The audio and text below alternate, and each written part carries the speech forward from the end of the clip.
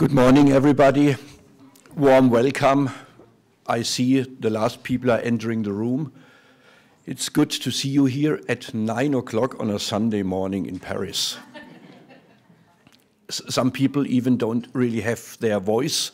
Their voice is still sleeping, so therefore we really appreciate that you have joined us to this session on large-scale soil restoration for climate change adaptation, mitigation, food security, and what's in it for smallholder farmers, a very complex issue. And you can see on the program that we have speakers looking at this challenging issue from different perspectives. Because what we would like to do today is to analyze what is going on in the area of soil restoration. There are huge talks about large-scale soil restoration. A lot of initiatives have been launched in the last years.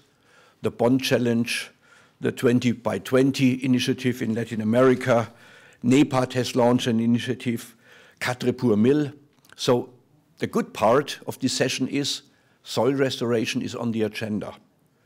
The people who are as old as I am can still remember the times 10 years ago where nobody talked about land degradation. And soil restoration was not an issue. And therefore, it's really very good that a step has been made to recognize the need to restore degraded soils. That's a big success, and many of you have worked on it over a long period of time. What we want to do now is we would like to look at these efforts, as I said, from different perspectives, because we would like to know under which circumstances soil restoration can be successful, and who is benefiting, and who pays, and is there an active role for smallholder farmers, or are these big programs only referring to smallholder farmers, but in the end, it's financial investment, and smallholder farmers are not really the ones who are going to benefit. If you look back to the debate we had also 10, 15 years ago on the production of biofuels, we had a similar situation. Many people were talking about, let's produce bioenergy on degraded soils. There's a lot of degraded land, low yields, poor farmers, and if we do it in a clever way, we will have good bioenergy, income for people, and it's a win-win situation. If you were looking at the real situation on the ground, it was not as easy as promised. And therefore, we know that dealing with land has its own political economy.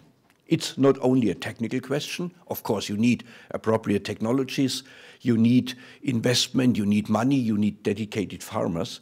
But you also have to consider what is the environment under which soil restoration is taking place. And therefore, we are really happy that today we can look from different perspectives at soil restoration. And I would like to guide you through the agenda of today, and I'm promising you this is the only slide we are showing today. This is a very innovative meeting. We are going beyond PowerPoints. It's really possible, and I hope it's really going to work. I hope I have not promised too much and not But at least I'm putting pressure on the panelists to really stand here, explain to you, look into your eyes and not on the screen, and try to interact with you.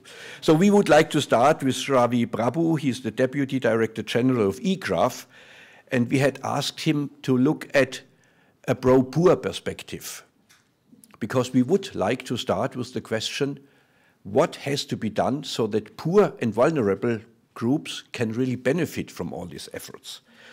He will be followed by Stefan Schmitz from the German Ministry for Development Cooperation. He's the head of a special unit, A World Without Hunger. And he would like to explain why, from his perspective and the perspective of his ministry, land restoration and management of natural resources is one of the key issues.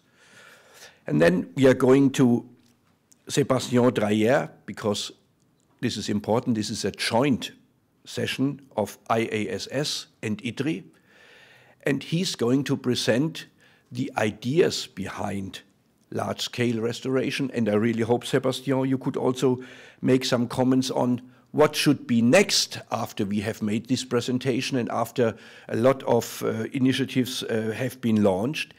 Is there a need to organize a follow-up to this? Because we would like to know, at least that's my hope, what is happening on the ground and how can we best capture this. Joan Kakwanya, we are really happy that she is here because she can cover the question of what has large-scale soil restoration to do with tenure, with rights of people, access to land. And you can see we have selected her to join us also to look not only from a technical point of view to large-scale restoration, but to consider the real tenure-related issues. Will poor people benefit, and under which conditions can poor people benefit? What does this have to do with human rights? And what are the preconditions from a tenure perspective in order to make this a success?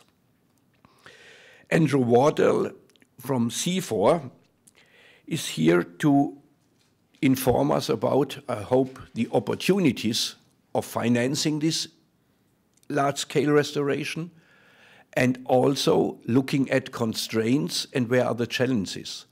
Because if you talk about large-scale restoration, you also need large-scale money. And there are a lot of promises, a lot of initiatives. Andrew will give us some insight, and I hope I personally can learn a lot about what are the driving forces behind these investments. My good friend Patrick Caron, and now he will immediately say, no, this is not true. From my perspective, he is the brain behind Quatre Mill. I might be wrong. I was wrong very often in my life. But from my perspective, he's the brain behind Quatre Mill. And Quatre Mill is not only a very important political initiative to put land, agriculture in the framework of climate change, it is also an initiative which has the potential, now I'm carefully, to transform the way we are looking at agriculture. Because agriculture is managing natural resources, and carbon capture, carbon storage with agriculture, that's a challenging idea, and we are really looking forward to what you can present to us. And my colleague and friend Yvonne Lobos Alva, we are doing a lot of work in the Institute in Potsdam on the question of follow-up and review with regard to the SDGs. What kind of processes do we need to kickstart implementation of SDGs? How do we have to follow up? What kind of review processes do we need? And we have asked her to also talk about follow-up and review in the framework of large-scale soil restoration. So you can see we are starting with the question of pro-poor governance. Why is restoration important for poor people to improve livelihoods? Because in the end, when we're talking about soil restoration, we should talk about people and improving their livelihoods. We are going to the political side, we are going through technical issues, financial issues, tenure-related issues, and then the question is, how can we really manage to follow up and review to see what is happening on the ground? We have divided this session into 3 parts. The first part, 3 speakers, 5 to 10 minutes, Ravi, Stefan, and Sebastian. And then comments, 3 to 5 minutes, and then we are opening up for the floor. We really hope that we will have an intensive discussion, that you are not always looking at the screen only, but you're looking at the person standing here, trying to figure out what is really the message behind what he or she is presenting, and then really start an interactive discussion. Large-scale soil restoration is an opportunity and a challenge. If we do it right, these restoration efforts, they have to achieve multiple objectives, and that's why we are here to talk about these multiple objectives. Thank you very much, and I would like to ask Ravi to come here to the podium, and then after you have given your presentation, all together you're moving to the seats here, but not now. Thanks a lot for coming again.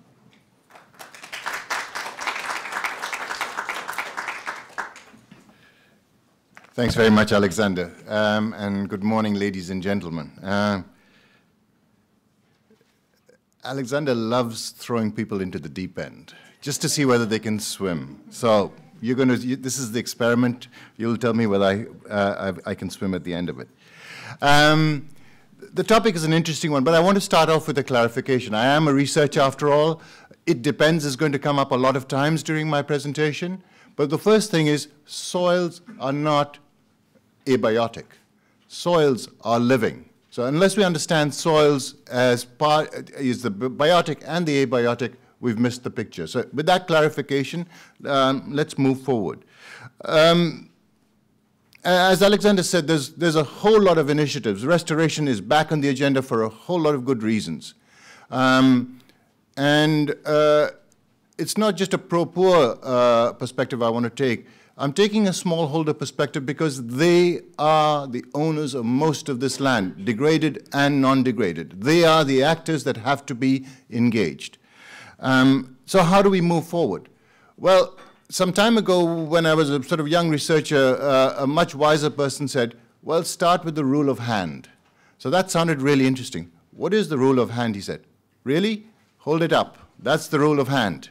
5 things. What are the 5 most important things? Well, the 5 most important things that we've been talking about so far, and whether within the climate change or restoration agenda, money. We've been talking about power, the policy, the governments. 2.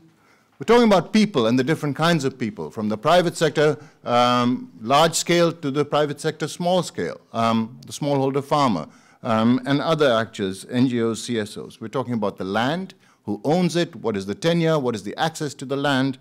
And we are talking, and this is deliberately so with my small finger, pinky, biological resources. But here we have a real problem. Because what we're talking about is, oh, we'll plant it up with trees, or we're going to improve, production of certain commodities. But we have a whole lot more. We have a whole gamut of resources, and we're not talking about all of them. So that's the rule, but that's the rule of one hand. I think there's a second hand as well, and I think we need to understand that. There is a softer side to this that often gets lost. I'm an Indian, and I grew up in India, and I grew up knowing that India had 33% forest cover. Why did I know that? Because it said so in the books, until the first satellites went up. Oops, yeah. We had about 12, maybe 9, maybe 10. So information, we need to have information. We need to know what's going on. We need to communicate and connect. And that is a large part of what the problem is. We are not connected.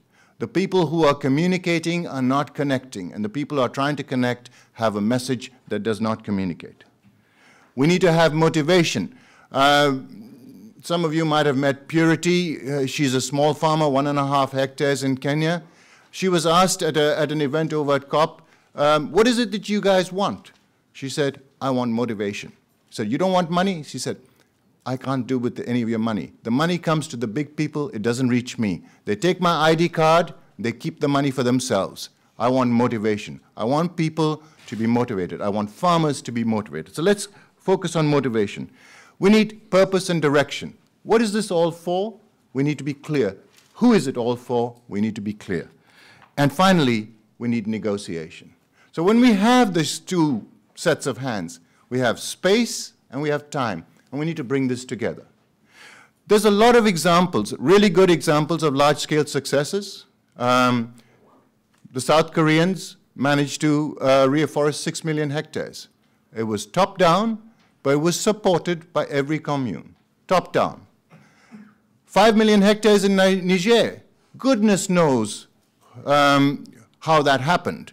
Some explain it as a result of policy change, and I'm sure that contributed because tree tenure was given to people. Some say it was just the climate coming back. Others say it was top-down. God had a hand in it. We don't know. 2 very different examples of successes. Indian social forestry programs really mandated all the targets met. You go out there, nothing on the ground. So we live in a very complex environment. There's a lot of uncertainty. There's a lot of interconnections. Each situation is different. The devil lies in the detail. But the ones who are the actors on the land, the ones who can actually change things, are the smallholders.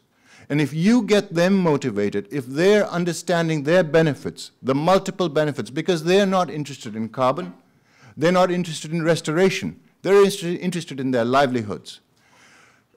Purity was asked, so what do you do for climate change? And what do you do for emissions reductions? And I was in the audience and I said, ooh, Purity, how are you going to answer that question? She said, I have a modern GECO. I only use 2 logs. A GECO is a stove. She and all the 168 women in her farmers group were doing something for mitigation and emissions reductions. She is doing. The smallholders are actors. They are people who need to be part of the solution. They need to drive the solution, and any solutions that leave them out are not going to work. So if we talk about value chains and we're going to make them zero net deforestation, or we're going to put a lot of money into this, if we don't bring the people into it, we're not going to succeed. The Indian government opened up a space through federal fiscalism. $9 billion worth of investment. Not many people talk about it, but this goes to states which have more forest cover, or maintain forest cover. So they get a bigger share of tax benefits. That's $9 billion that's working. Space for negotiation. We're starting to move the climate negotiations because there is space for people, space and time. Let's bring these together. Let's put the smallholders in the center of this, and we can talk to them, and they're willing to talk to us. Thank you very much, Alexander.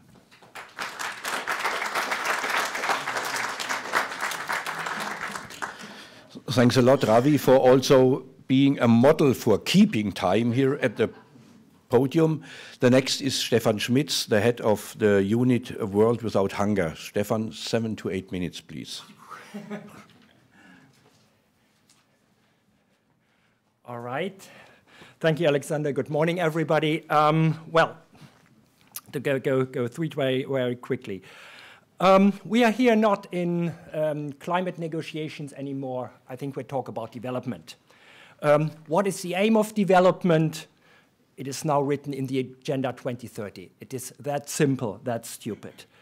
That has 17 goals. That means there is no winner unless there are 17 winners.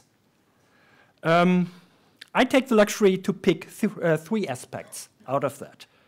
Higher productivity in smallholder agriculture, better resilience to be able to cope with change, crisis and shocks, and lower emissions and lower impact on the environment. That development requires, and that would be my first point here, that requires investments.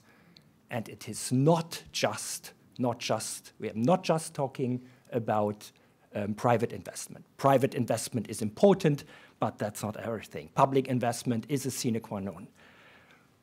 We're talking about domestic investment and foreign investment. In the public space, that is the usual public investment coming from domestic national budgets, and the international side of that is official development assistance. Of course, we think that it makes sense to support countries in investing publicly. And of course, we have private investment. You all know, coming from domestic resources as well as from international resources, foreign direct investment. Public investments are good investments if they first generate public goods, and second, if they create a conducive environment for private investment. We should be very clear about that. All these investments need to maximize benefits for development. We have to make sure that we get most development out of the buck. Ultimately, this holds true for all investments around the globe. Countries like, under the new Agenda 2030, countries like Germany are developing countries as well. And we have to make sure that all investments are developmental. Otherwise, we would fail, we would not be able to reach the sustainable development goal. Over the last 50 years, we learned that investments can have negative impacts on environment and resources. Now, we have to see the risk that investments in environment can have negative impacts on human development. We need to avoid that. Smallholders are key. We cannot ignore them. They are the backbone of the global food system. We have to take this into account. We have to take that as a starting point. At the same time, 500 million out of them, of the more than 2 billion smallholders we have on Earth, 500 million are marginalized, suffering hunger. We have to see both. We have to see the opportunity, but at the same time need to avoid that we leave somebody behind. We have to make sure that smallholders benefit. What is needed? 2 points for me are crucial to make that triple win situation, to make sure that we have multiple benefits. First, we have to switch from sectoral approaches to territorial approaches. For me, it is absolutely crucial. No way to avoid it. People do not live in sectors, people do live in spaces. And talking about territorial approaches does not mean that there are some planners behind it linking everything, but at the same time that means we have to talk about participation, because people live there. Territorial approaches means participation, participatory approaches. The second important point for me is we have to mainstream that integrated territorial thinking into our knowledge systems in agriculture and food systems. We have to make it part of the innovation agenda. Once we succeed in this, I think everything is easy. Then we can, for example, justify to taxpayers investments in multiple benefits. It would be very hard to convince people to invest only in climate protection, in mitigation, adaptation. But if we can say, okay, let's invest in extension services so that the economy can benefit from it, smallholder can benefit from it, spaces can benefit from it, I think then we start to make things easy. Germany launched the One World No Hunger initiative, a huge program. Makes us now one of the big donors in that field of agriculture, food security, with 2 main goals. And we highlight these 2 just for communication reasons. We know that the 17 goals are behind that. The one is we want to help overcoming hunger and malnutrition of people living today and in the future. And the second is protect the environment and work towards sustainable use of natural resources to make sure that future generations of a growing global population are able to feed themselves. We started soil rehabilitation programs under the framework of this program. We started with 5 countries, Ethiopia, Kenya, Benin, Burkina Faso, and India. More countries will follow. And all these restoration programs are smallholder driven. We put them center stage.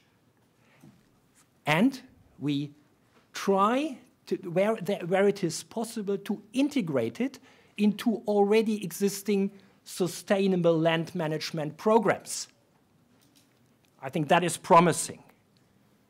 Next point is we had started, it's now finished, a research initiative on economics on land degradation to improve the evidence base.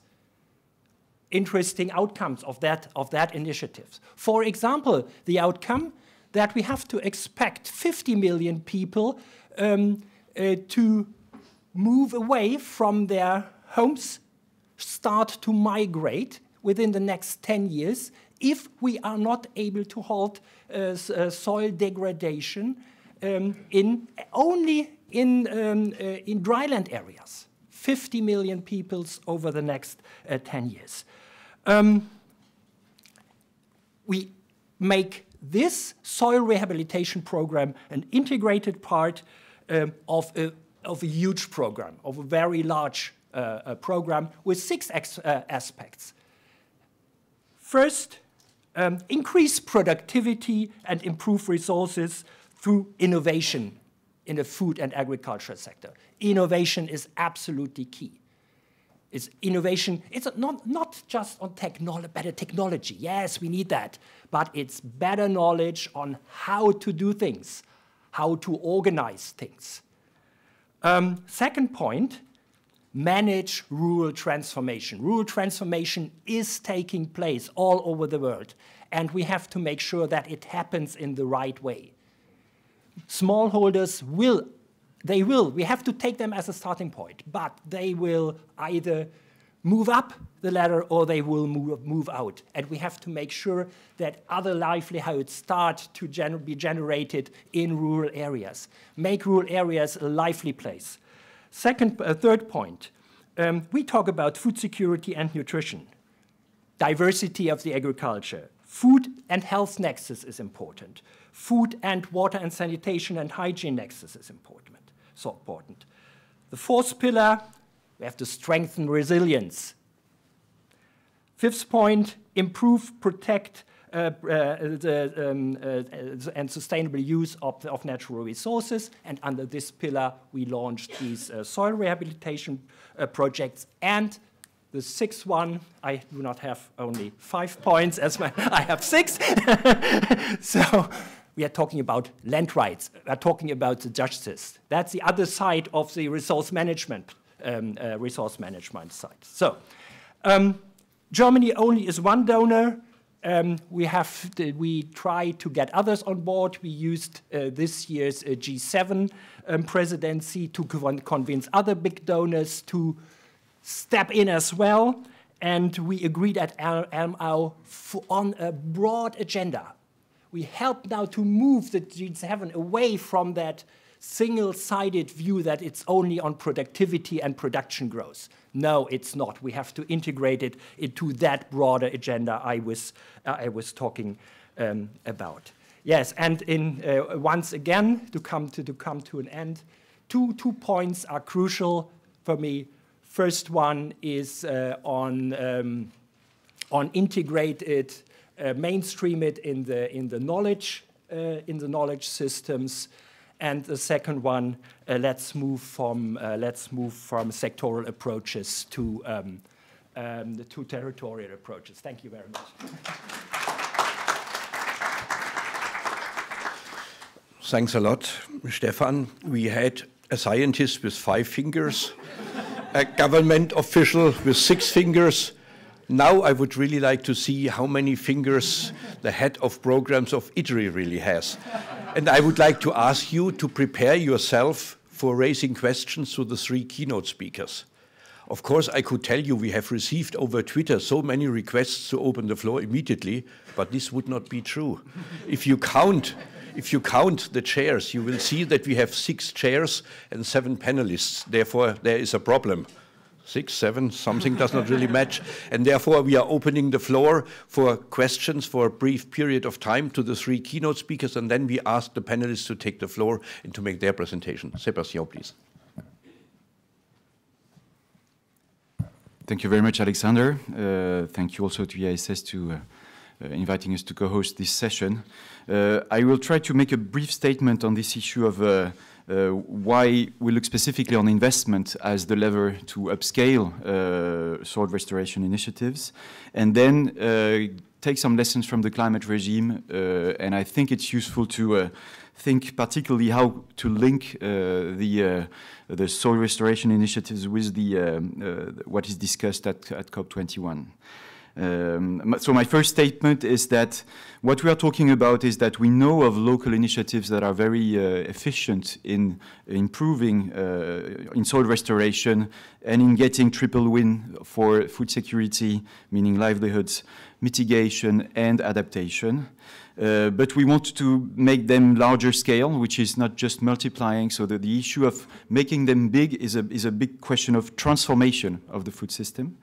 And I believe when we look for that transformation and upscaling, we should think that investment and funding is one of the levers that might be operational, but that there might be other levers to think of. And that's why I heard about planning, policies, participation, etc. So let's keep in mind that funding might be a crucial lack that if we feel this lack of funding, that might give a capacity to upscale, but I'm not completely convinced that this is the only lever. And there might be opportunities and risks. This is why we really need to engage in these initiatives as in an experimental pathway. I believe that was in the concept note that was prepared by Karolinsberg, and that's really important. We're in an experimental pathway. We need knowledge, learning process, evaluation, and I will come back to that because that's my main point for conclusion. I have a few, I was asked if I could try and draw some lessons from RED, MDP, those climate regime instruments that try to get carbon money to help transformation on forest, but also on agriculture. Actually, there have been very few MDP projects in agriculture, and I try to give my interpretation from what I read of what are the main problems for that. First, the reliability of data on carbon storage at farm scale is very costly to obtain. There are lots of uncertainties. And it's actually too difficult to account for and too unreliable for people trying to obtain carbon credits to really believe that these mechanisms for, clean development mechanisms. Sorry, MDP was the French acronym. I'm talking about CDM, the clean development mechanisms. And actually, this is an important point to me. Account for the measuring the carbon on the agricultural plot is much too costly and very uncertain. But it might be much easier and much more reliable to account for changes in practices. That's my first lesson from RED and CDM. Second lessons, I believe, it's important to rely on collective organization. If you look only at farmer scale, that's not going to be helpful for trying to transform the forest exploitation or the agricultural way, the way agriculture is done. And what we need is a collective action at the scale of a landscape or a territoire or a territory, as was said before by Stefan Schmitz. The dynamics of transformation and also even to lower the cost of accountability, it's really at the landscape scale that we need to look at, but landscape meaning really the people that live in that landscape and that make that this landscape a living ecosystem. Third lesson, project scale is not enough and even sometimes not relevant. We need to look at land use planning at a territorial level. Planning is necessary because if you look only at project scale on forest or on agriculture, you don't really account for the interlinkages between forest and agriculture. And you also have to look at food system scale, meaning that you need to look at how the farmers and even the smallholder farmers are or are not connected to supply chains, to markets. I really agree with Ravi Prabhu that it's not just betting on global supply chains to do the whole job, but the link between the landscape and the supply chains and the market is going to be key, and how to embed the smallholder farmers in those supply chains is going to be a very important thing if we want to ensure that we have environmental performance of what we do and that there are livelihood strategies behind it. And still, again, it's true at the scale of the landscape, but we might also think that we need national policies. That was really the case in RED+, that in the end, what we can try and do is really to help countries build their national policies, to get the incentives set right, but particularly also to understand how the overall economic structure of the country is going to be able to provide jobs for people, either smallholders or other in other sectors, and that's really converging with Stefan Schmitz saying that we need to look at those scales of economic strategies at that scale. My fourth lesson on RED and CDM is also that we need safeguards. Safeguards for biodiversity, we need safeguards for indigenous people, we need safeguards, and there are things existing, particularly all those initiatives should be respecting VGGT, so the voluntary guidelines on the governance of tenure. the principle on responsible agricultural investment, prior informed consent. So there are lots of safeguards that need to be stated in the normative reference framework of those initiatives. So now coming to the current climate regime that is discussed in Le Bourget in COP21. Funding is one of the key elements of what we are installing with COP21, but there is also the LPAA, the Lima Paris Action Agenda, where you could try and locate those initiatives like 4 pour 1000, Climate Smart Agriculture, or others. And there are also the INDC part. INDC is what I would relate to those policies implemented at the national, or formulated at the national scale, that try to set the transformation of agriculture and forest in the right direction, taking into account the fact that you need to make political choices of where you are going to find jobs, how you are going to try and have the triple win at the national scale. And we know that triple wins is often not easy to have. So you might need to have to make political choices. So formulating those INDCs, helping the formulation of those national policies in a way that is inclusive for smallholders, where they have the power to participate, this is very important. And within the whole climate regime, we should not think only of funding as the main pillar or the main levers. There is a lot, I mean, at IDRI, my director, Teresa Ribera, she's really insisting a lot that we need to put adaptation very high on the agenda, also with a global adaptation goal and a global framework for cooperation adaptation that is not that where we need money for that, but we also need lots of other types of cooperation on research and innovation, on maybe what the redevelopment of extension services is not just only linked to money, but other types of cooperation. That is going to be a very important part of what we need to build after COP21 on making adaptation as high on the agenda as mitigation, and lots of those elements of cooperation are concerning agriculture. But of course, there is the GCF, the global, the Green Carbon Fund.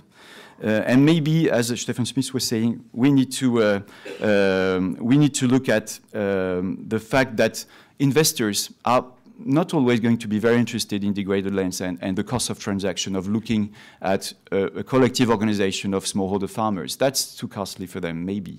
So maybe the Green Climate Fund might be very catalytic in trying to organize loans, grants, loans and private money into something that helps getting the money where it's needed.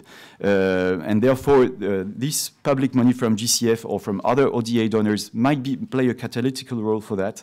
But what is crucially needed, and I go to my conclusion because that's really my point, all these initiatives from the LPAA, the Lima Paris Action Agenda, all what is going to be done in the Green Climate Fund, trying to be synergetic between adaptation and mitigation, particularly in agriculture, what my Latin American colleagues call adaptation-based mitigation. So let's do only mitigation when we know that it's good for adaptation. GCF is a good place to do that, but we need a lot of evaluation capacities because we need to really, as what we aim for is triple win, and we know that triple win is it's rarely something that we can have in all situations. We really need to evaluate ex ante and ex post how the projects that are going to be funded in GCF or that are going to be implemented in climate smart agriculture alliances or in the 4 pour 1000 initiative, how they are going to deliver food security and livelihood strategies for smallholder farmers, mitigation and adaptation. And just a little bit of advertising. We publish paper at IDRI on trying to help those initiatives be more accountable. No, I'm just saying, sorry, no, it's not advertising for my institution. I'm just saying we can have evaluation criteria that are acceptable for the participants of those multi-stakeholder initiatives, and at the same time really setting the evaluation framework right, because we need to have evaluation. Thank you very much.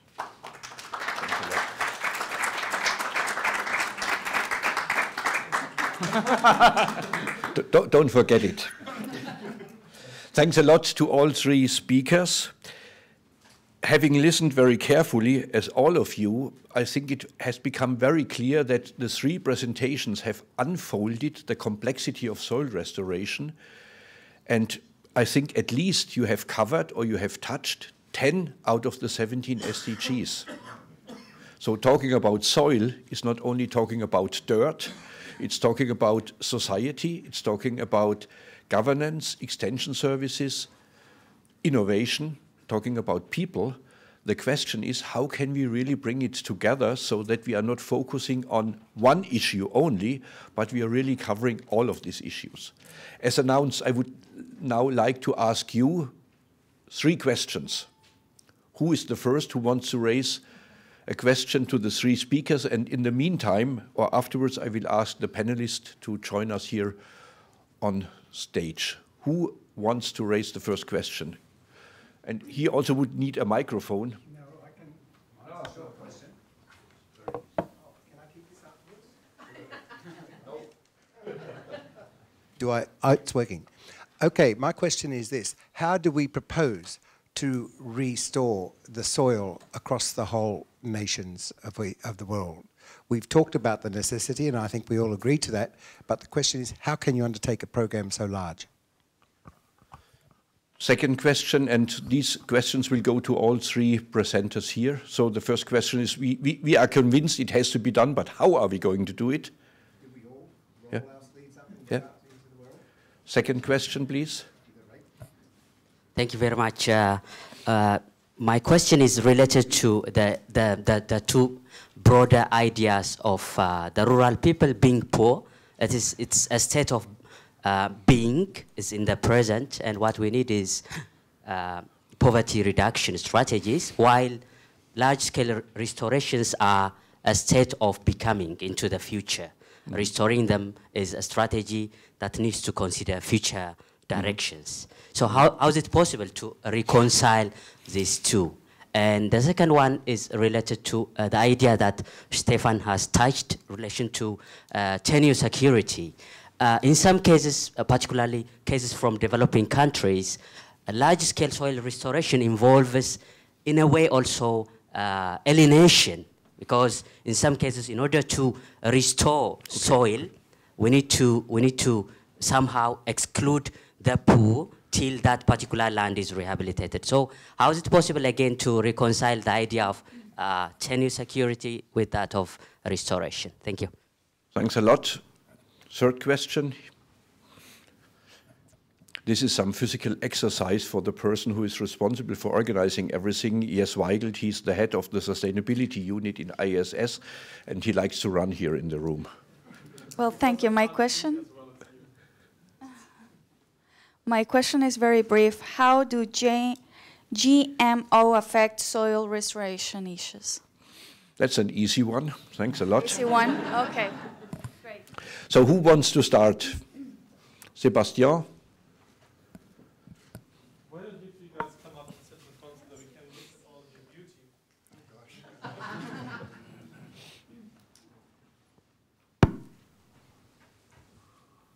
Well, I believe none of the questions is easy, because all the questions point exactly at the challenges that we face when we think we want to go big with. So how can we build soil restoration so large at the scale of all the nations? I believe one of the important thing is that that was only one part of the answer. We need, if that's included in the way national governments or regional governments try and think of their economic policy and what is the role of agriculture in and what type of agriculture, we need to have that debate about how we are going to have agricultural production contributing to the economy of a country or a region, the employment strategy, but at the same time keeping in mind the soil restoration variable. And I believe if we manage to have that included in the political discussion about how we make a strategy of planning at that scale, regional or national, that's one part of the answer. It's not going to deliver, but it's going to have at least a condition. It's a condition for it to be successful. That would be my answer. Yeah, so just a few ideas. First, on the question on how to roll out the soil issue. No?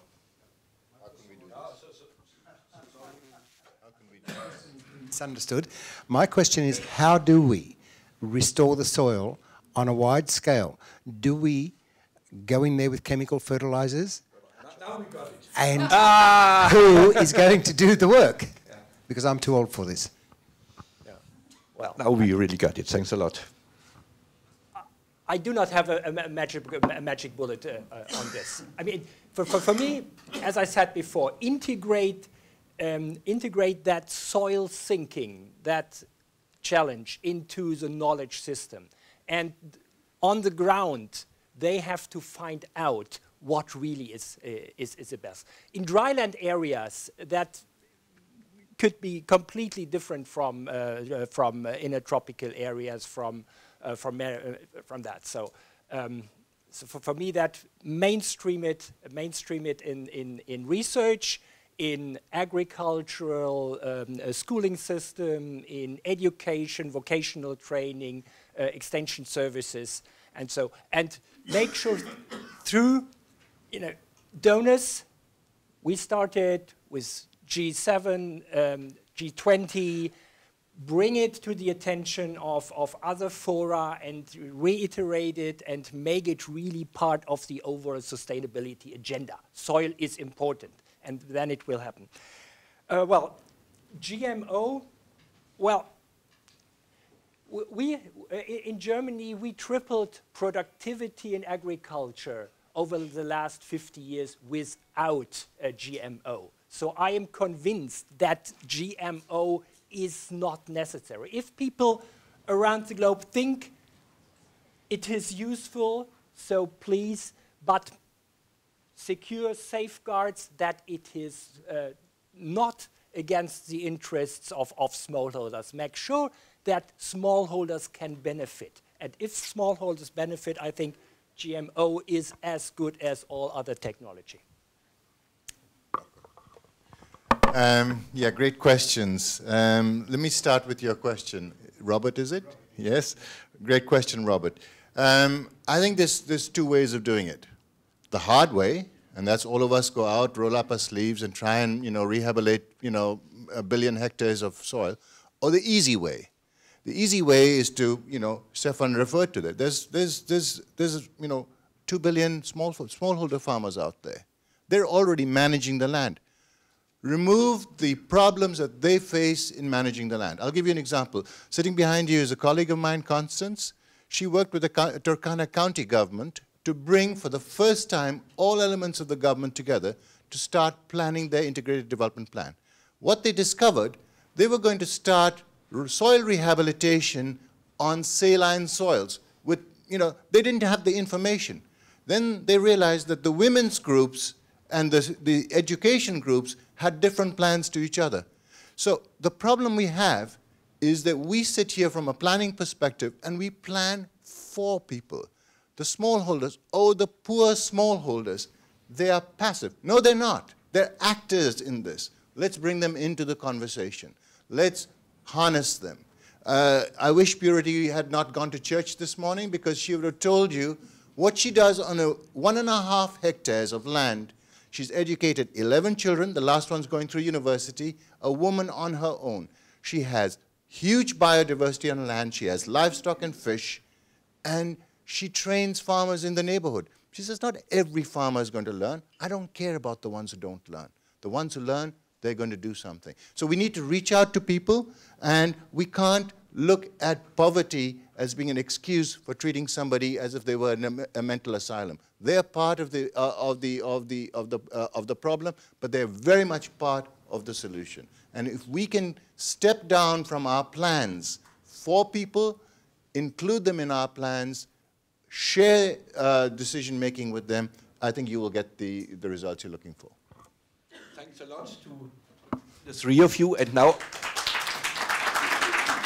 I would like to invite our panelists to come to the floor, and you have to get up because we need the chairs. And what we are doing now is we are trying to get comments from Joan, Andrew, Patrick, and Yvonne, so please join me here. Is there anything you have missed? Is there anything where you say, sorry, I absolutely disagree? Or do you want to put things in a different order? In science, people would say this is kind of a peer review. Here we call it comments on what we have heard, more open questions and maybe better solutions. And of course, the three of you have a very special focus, but you will hear it. Joan, 3 to 5 minutes, please, to solve all the problems they have left behind. Well, thank you, Alexander, and thank you for having me here. You know, for those who are students in the audience, and I'm sure there are, or young researchers, here is a story probably that you don't know, Alexander, and yes. I went out from Missouri to do my research in Embu, where I come from, where you know very well, in Kenya. And I was looking at the factors that influence soil conservation. I'm an agricultural economist. First, I had to look at issues of soils, which I don't know anything about at that point. And then I went to collect data that included a variable called land tenure security. And coming from Embu, you can forgive me for thinking tenure security is about titling land. Because in Embu, in the highlands, we do have, you know, at that time, that's 20 years ago, a lot of titling. And then I went and collected the data and went and stuck it in my model and realized what a big mistake I had made. The assumptions I had made about what land tenure is and how you secure land rights, and what that then translates to in terms of what we are talking about here in terms of restoring soils. And I realized, oh my goodness, I have to go back again and think through what does that really mean in terms of getting smallholder farmers, which is what I was, where I grew up, to actually start picking this up. Because I think smallholder farmers are the focus, really. We don't need to remove them and go restore the land and then bring them back to the land. I mean, I don't think that's going to work. So what I'm talking about here is we have opportunities. We have opportunities, especially in places where we still have land that we are apparently targeting for larger scale investments, which with private sector, probably that's what we're thinking in terms of restoration, in addition to smallholder farmers. But the question really is what I have heard here. I think you mentioned the issue of where is this land? Where is the land, including where is the land that smallholder farmers have? We don't know where it is. It's not mapped. And where we have mapped it, we have a national map. Who claims the land? We don't know. We don't know the claims to the land. We don't even know how the land is managed. My mistake, obviously, is the one that we fall into, not knowing that about 80 to 90% of the land in Africa is managed under customary systems, which are not included always in the systems of governance. And so how is the land managed? We are still struggling with that. And so these are the issues we need to be thinking about. In terms of the institutions that manage the land, and in terms of the access that women have of the land, for instance. So we talk about women being the avenue through which we are going to do this in Turkana and other places. But what rights do they have to the land? Is it secure enough to ask them to grow trees and terrace and do these other very interesting things to increase soil carbon? These are some of the things we need to be thinking about. So when we're talking about women and pastoralists, our smallholders, our fisherfolk and others who we need to be targeting on, we have to be thinking about what are the guiding principles that we have. And at the continental level, we do have the guiding principles. You mentioned the VGGT, the voluntary guidelines. On the continent, we have the guiding principles on large-scale land-based investments endorsed by ministers of agriculture and the heads of states. So it's only asking ourselves, how do we get these utilized? So they speak to issues of human rights and reducing a transfer of rights when we come to restoring. And restoring is not going to happen by going through, we are going to restore soil. It's usually through a productive means that this is going to happen. So how do we do that? Where we coexist between the smallholder farmers, the pastoralists, and the large-scale holder farmers, because we will get those two in order for us to get the investments that we need in terms of managing our soils, not only through chemical fertilizers, but also through other more, I call them more expensive means actually, through which also encourage us to be able to also increase biomass in our soils. So we are talking about respect for human rights. We are talking about good land governance in our systems, which is transparent, which is accessible to women and pastoralists and others. We're talking about having investments where communities are involved at the point of negotiation. But in order for them to be involved, you need to understand who claims the land, so you know who to invite to the table, and that seems to be part of the problem. And we also need, at the global level, cooperation amongst states in a way that our investor countries, or where the investors are coming from, if they are foreign, can also adhere to some set of principles. So these are some of the areas, Alexander, that I see maybe it's not a gap. They addressed it a little bit, just to elaborate a little bit on that. Thanks a lot.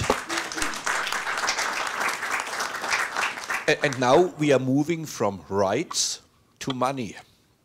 I'm really curious to see how you would link what you have heard to the question of how to finance this soil restoration, respecting the rights of people, contributing to intergenerational justice, and increasing productivity and fighting climate change. Money can do a lot, huh?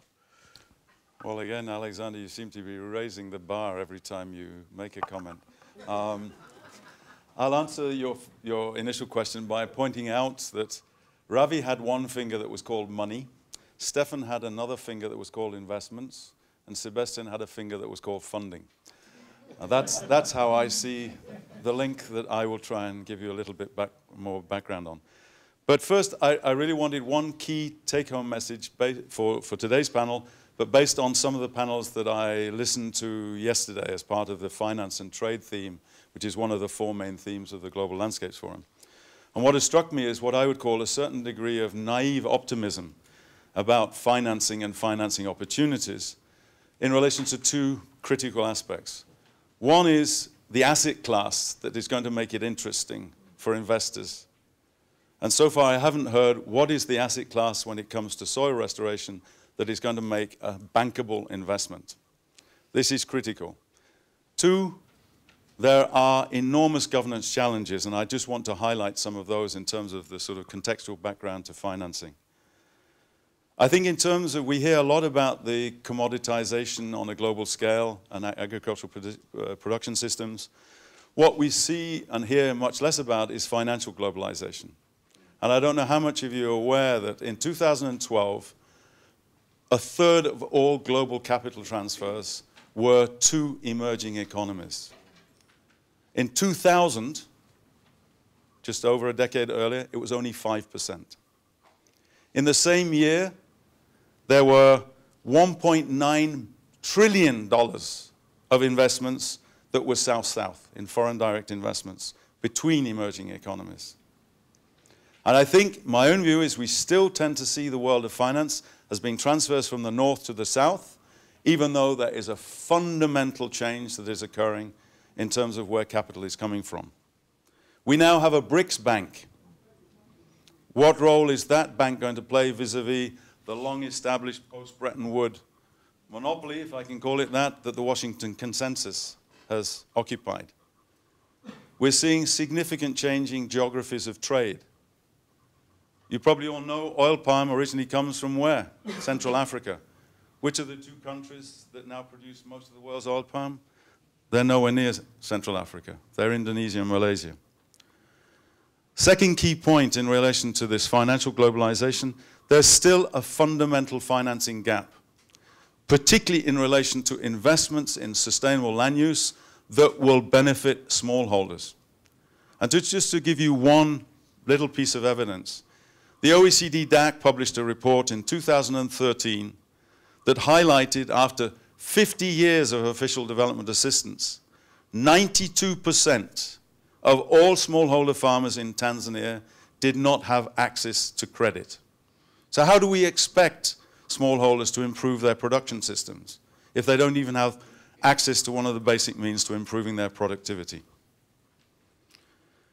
For most of the large private sector investments, because of the atomicity, this very large dispersed number of small farmers and the transaction costs associated with that production systems, they see this as still a very risky investment. However, there are some glimmers of hope, and I'll come back to those a little bit later.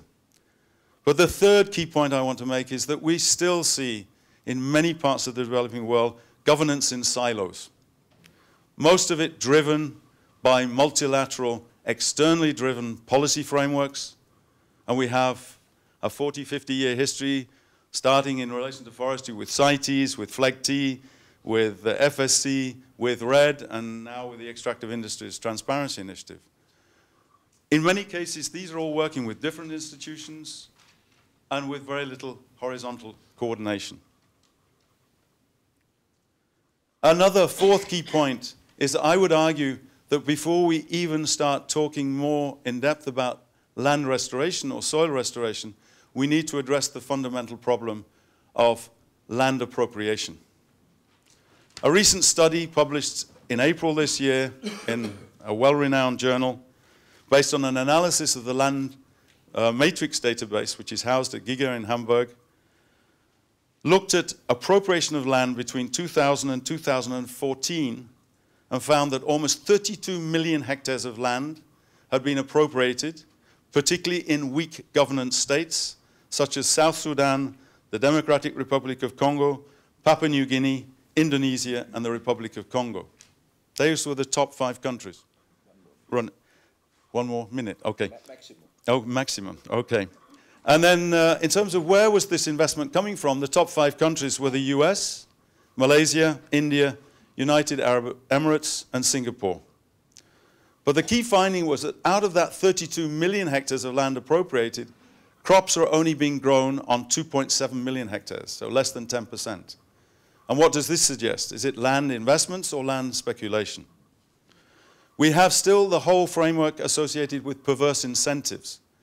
ODI in London has just published 2 weeks ago a study called Empty Promises, which estimated that in 2013-2014, global investments in terms of fossil fuel subsidies amounted to $452 billion a year, whilst we're talking about a green climate fund of $100 billion a year. In terms of glimmers of hope, just to round up, I need to end on a positive note, Alexander. I think all of us are aware that the Forest Declaration in New York saw a major shift in terms of corporations that are now trying to commit to more sustainable value chains in relation to the zero deforestation commitments. We've seen in the same period in the last year 181 organizations and over 650 individuals who are now committing to fossil fuel divestments. What is not clear, they are suggesting they're going to pull investments out to the tune of 50 billion. And I think most reassuringly, we've heard at the Global Landscapes Forum, there are now multiple new financing initiatives. Althelia Fund, the Moringa Fund, Livelihoods Fund, the Critical Ecosystems Partnership Fund, and the fund that C4 is pioneering with several partners, the Landscape Fund. That's the advertisement now right. in the end, okay? I have a document to share as well. So I'll stop there, but please look, we've just published 4 studies available on our website under a framework of building enabled legal frameworks for sustainable land use investments based on research that's been conducted in Zambia, Tanzania, and Mozambique. Thank you very much. Thanks a lot. From naive optimism to glimmers of hope, and finally a presentation, my latest book, you can buy it outside for 27 euros. Patrick, this is the environment in which your Quatre pour Mille initiative has to operate. Human rights, tenure questions, financial flows, trillions of dollars. What is the challenge for an initiative which only wants to put carbon in the soil? How are you going to do it? Well, thanks. Good morning to all. Thanks, Alexander. Thanks, Caroline. Thanks to Ias and Idri for waking up us so early on a Sunday morning. That's great. No, I'm not talking about physically. I'm talking about intellectually, and with the huge challenge behind the title, large and small, large scale, smallholders, or large scale, and the other way to look at it is how to build upon innovation that is implemented necessarily at the local level. And I would like, although I did agree with quite a lot of statements that have been put on the table, I would challenge one of them because I really don't believe in it. It's scaling up.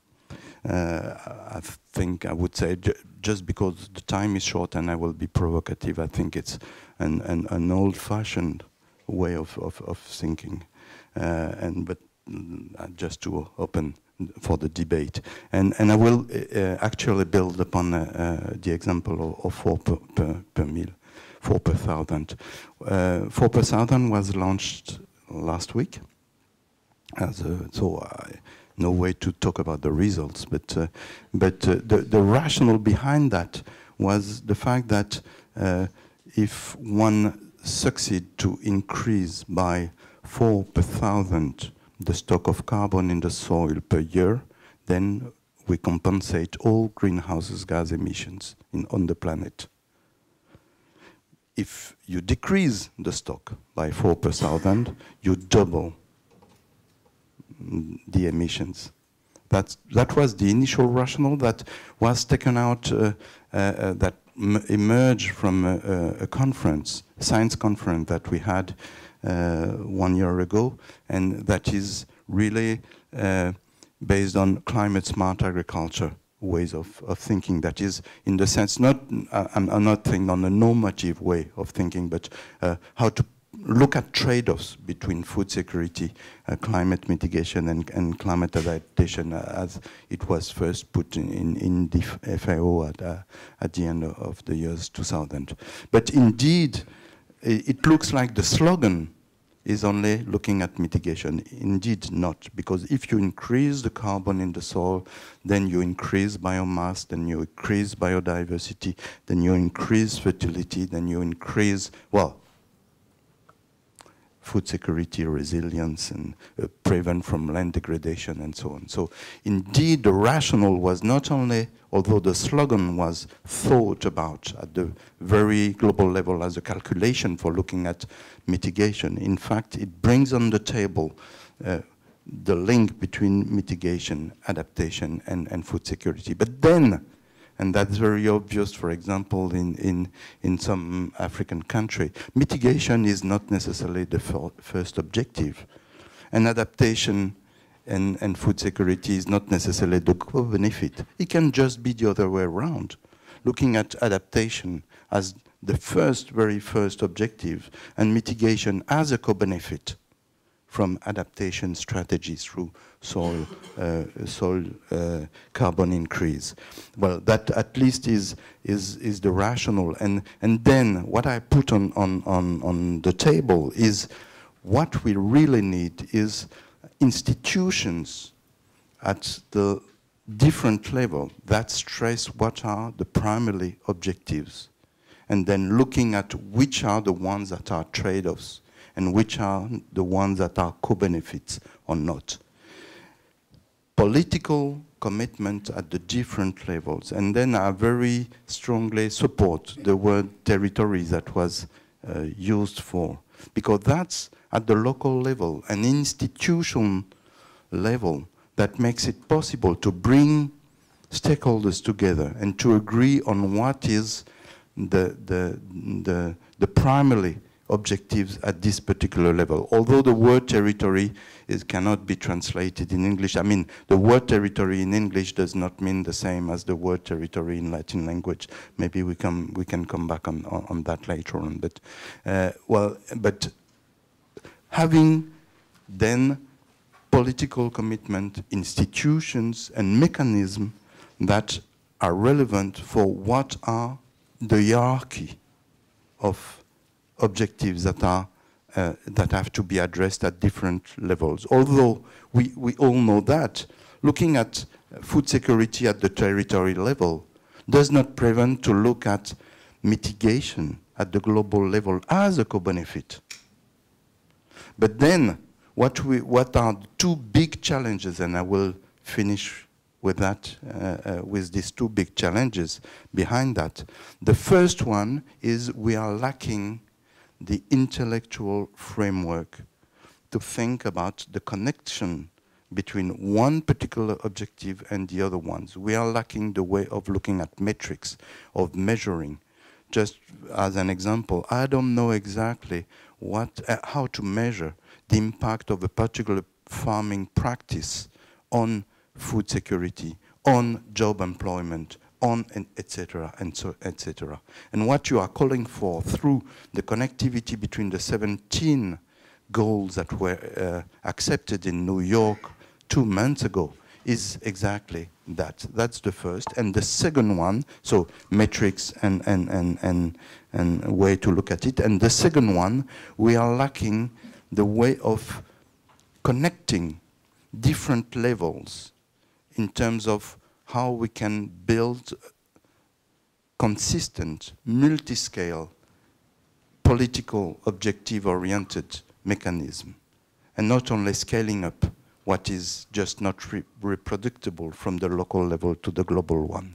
So 2 big issues and 2 big challenges to link large and small. Thanks a lot, Patrick.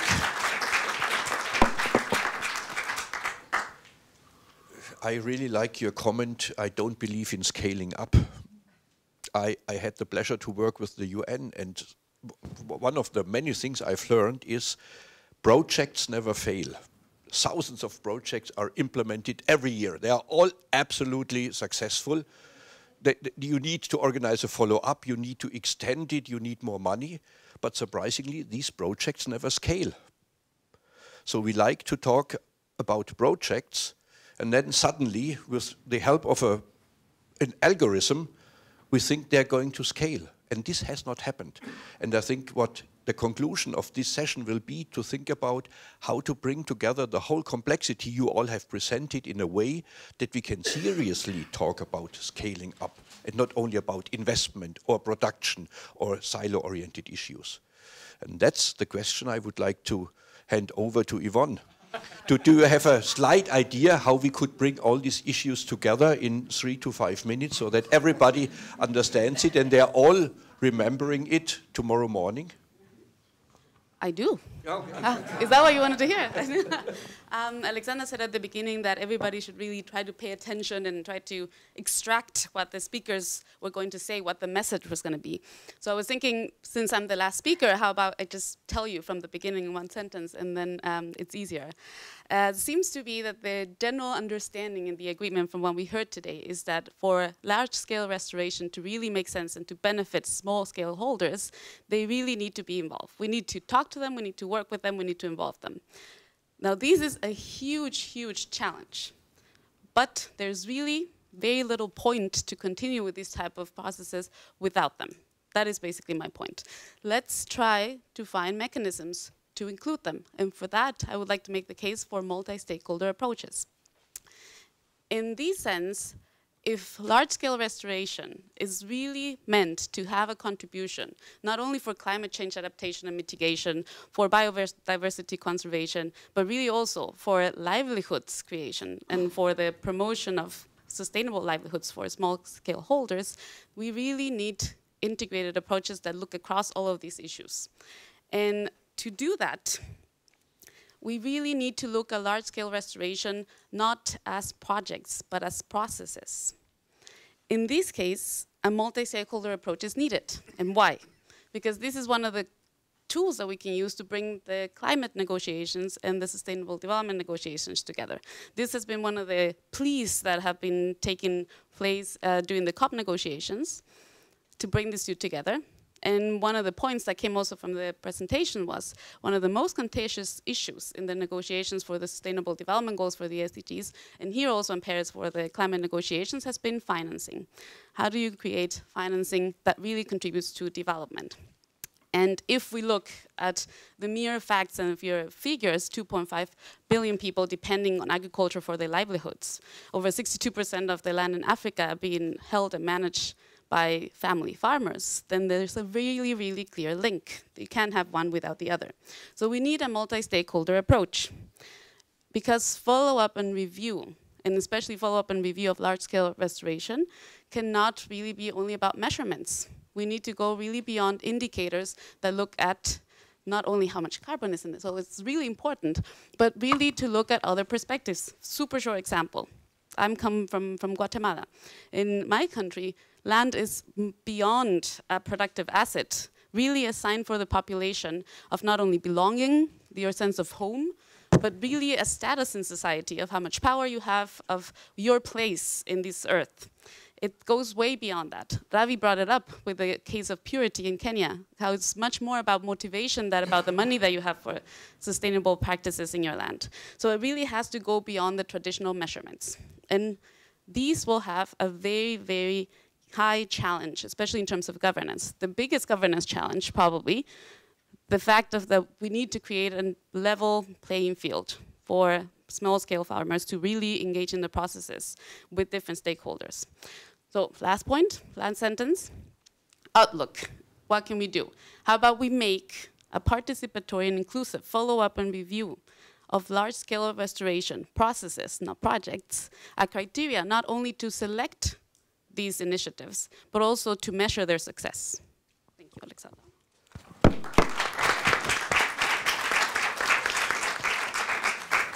Thanks a lot. And now I would like to make Yes run again, because we have a lot of time now for the interactive discussion. The next 9 minutes, you can fill it. Who wants to start? Yes, very far in the end.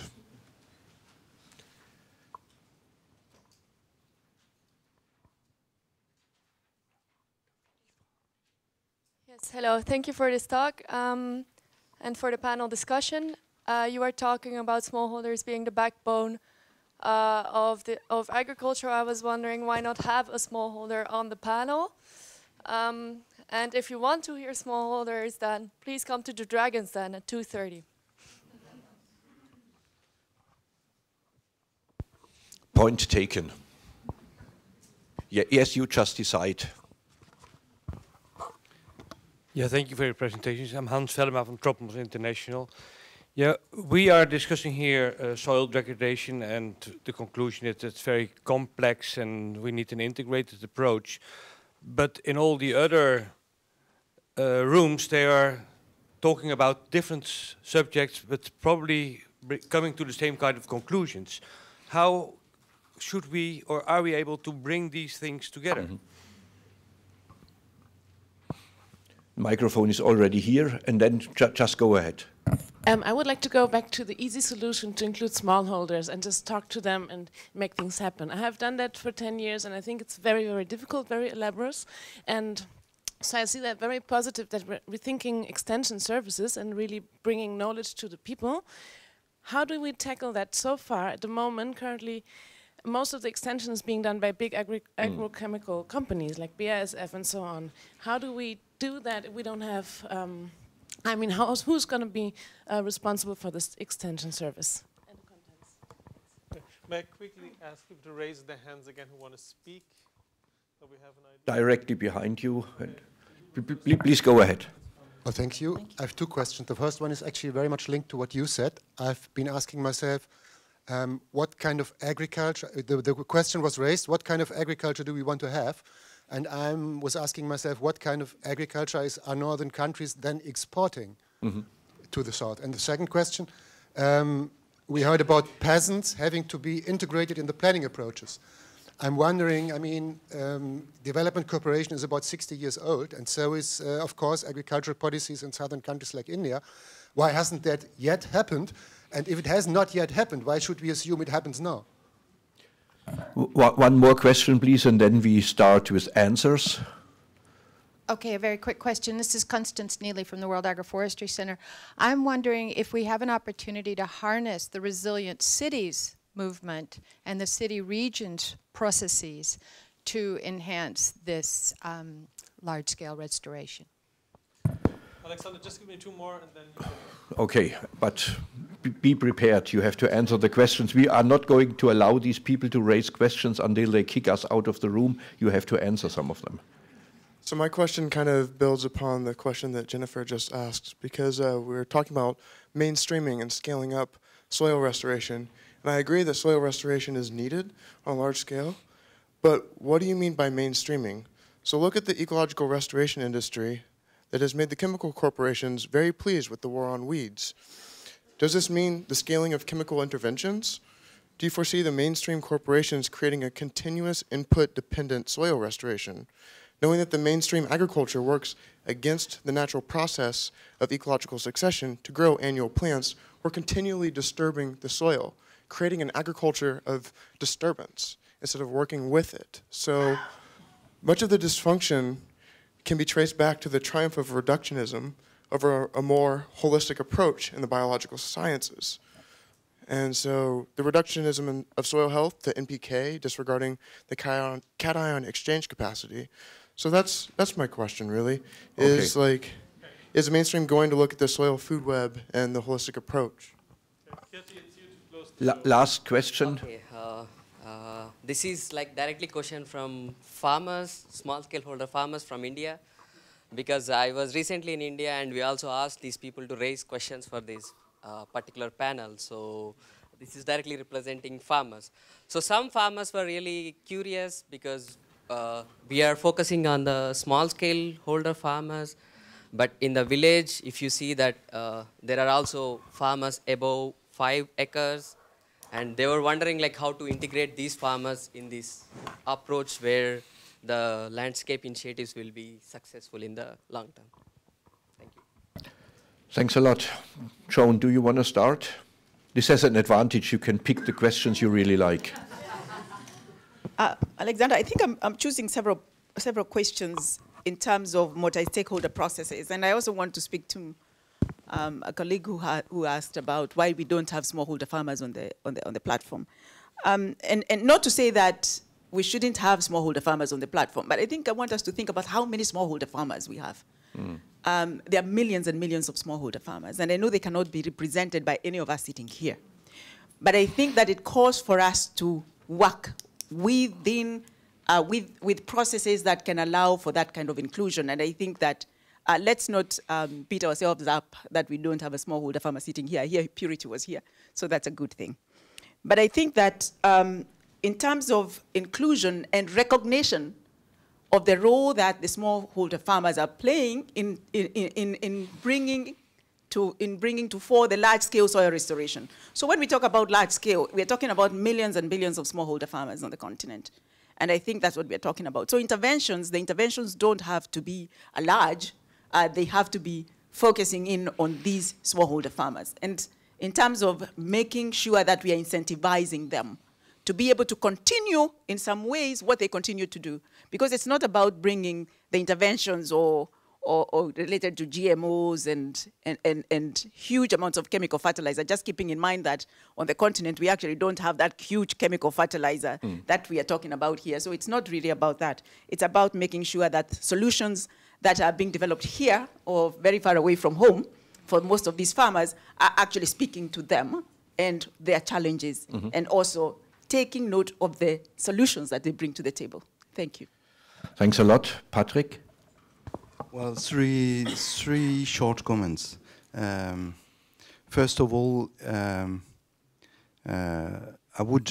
was a feeling through the question that we could think about what would be the best model, and I would oppose that. I think there is no one single best model. There are plenty of models, and we have to look at transformations and revolution in very different places according to what are the local requirements and local situation.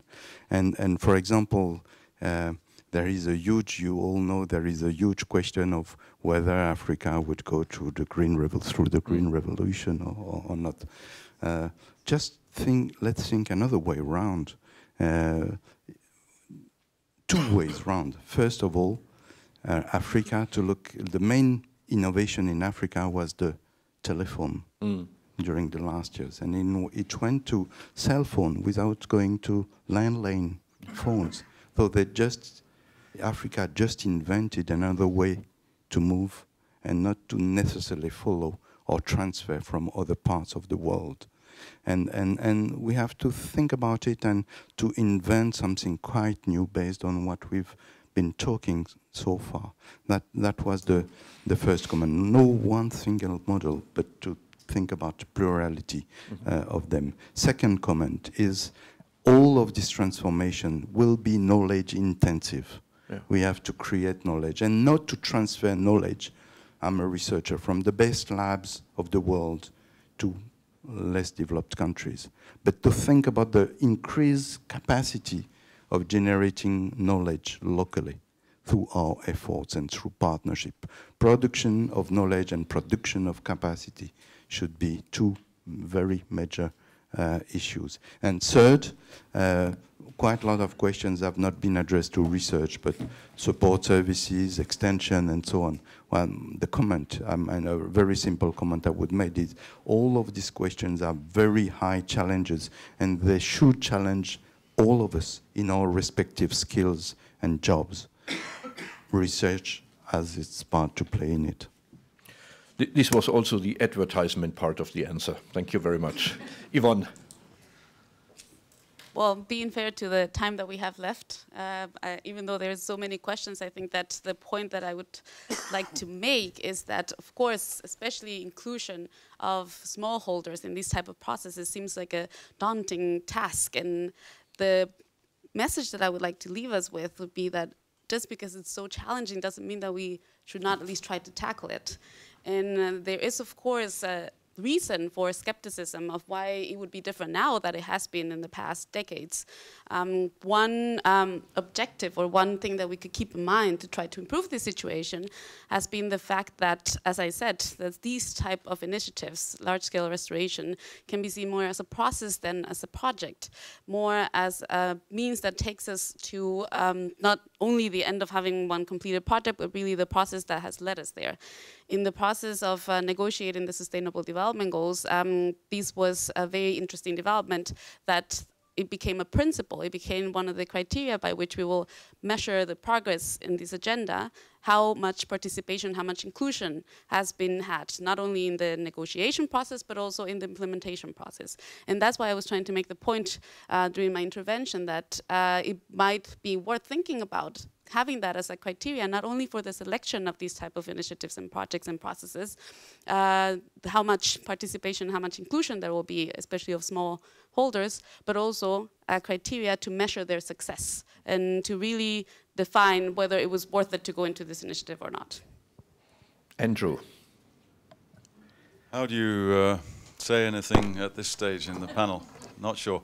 I'll respond to the lady who made, I think, the very pertinent observation that it isn't actually easy working with smallholders, and we shouldn't kid ourselves. And so perhaps I would just like to build on that in terms of, I think, one of the biggest challenges we face is in an increasingly complex and multi-level governance world.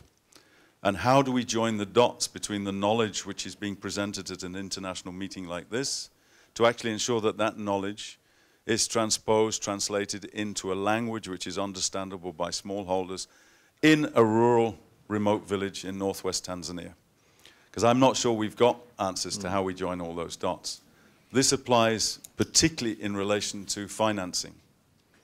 We can have noble ambitions to try and ensure that more money is going to actually arrive at the lowest appropriate level to support smallholders in their investments in their own production systems. But the nuts and bolts, the institutional architecture of how do you do that to obviate all the risks that we know have been documented from countries all around the world in terms of the risks of leakage, that you start out with $100 in a central government ministry, and by the time it gets down to the small farmer, you might be lucky that it's $10 that actually arrives at the smallholder level. I think we can improve that, and we should be aiming that it's $10 that gets left at the central level and $90 that actually gets down to the smallholder. But I have some naive ambitions too. But I think the complexity is one thing. One other simple observation I've made is, I don't know if we have any Brazilians in the audience, because they would probably be far better able to speak than me. One of the reasons for Brazil's relative success in addressing, in the last decade, the complex problems associated with deforestation and forest degradation has been the extent to which Brazil has used intergovernmental fiscal transfer mechanisms, which in their origins were all about social payments, bolsa florista, to encourage mothers and fathers to send their children to schools, to encourage mothers to get their children vaccinated. But out of which grew the experience with bolsa florista, which is actually very much targeting payments to ensure people no longer use fire as part of their land use and land cultivation practices. This is something that I've rarely seen being tested or applied throughout much of the African sub-Saharan African continent. And I think is something that could be looked at, particularly given